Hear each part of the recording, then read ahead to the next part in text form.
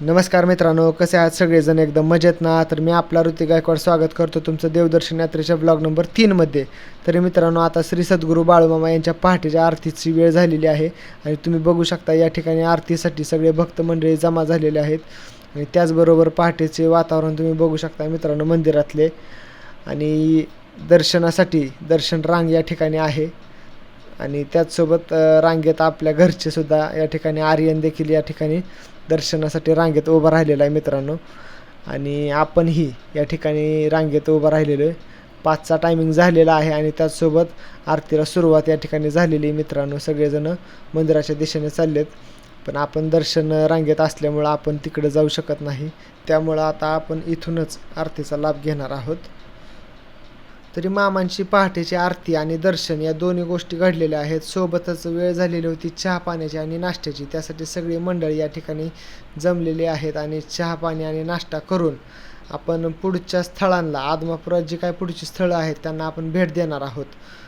आणि मग आर्यनला घेतला आपल्यासोबत आणि मस्तपैकी पापा करत चाललो आपण पुढं पण शेवटी लागले त्याच्या पायाला खडे टोचा म्हणून घेतला डायरेक्ट त्याला खांद्यावर उचलून. आणि ही मंडळी चालली आपल्याला सोडून पुढं मग शेवटी आर्यनला दिला नानाकडे आणि आपण डायरेक्ट येऊन पोचलो श्री मरगुबाई मंदिर आदमापूर या ठिकाणी. तरी मित्रांनो, या मंदिराचा विषय असा आहे की श्री सद्गुरू बाळूमामा यांचं बालपण बऱ्यापैकी या मंदिरात आणि या मंदिराच्या परिसरात गेलेलं आहे. आणि त्याचसोबत मित्रांनो, ही मंदिराची आतली बाजू आहे तुम्ही बघू शकताय.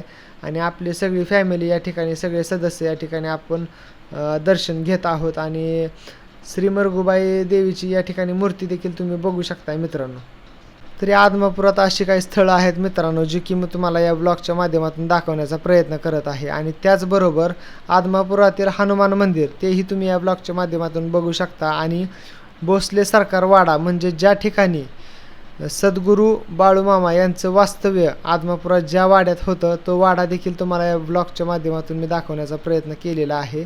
आणि त्याचप्रमाणे या ठिकाणी आपलं आदमापूर देवदर्शन या ठिकाणी पूर्ण झालेलं आहे.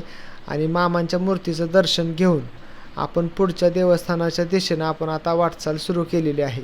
तरी तुम्हाला हा ब्लॉग कसा वाटला ते आम्हाला कमेंट करून सांगा. आणि ID वरती नवीन असाल तर फॉलो करायला विसरू नका. भेटूयात आपण पुढच्या ब्लॉगमध्ये. धन्यवाद.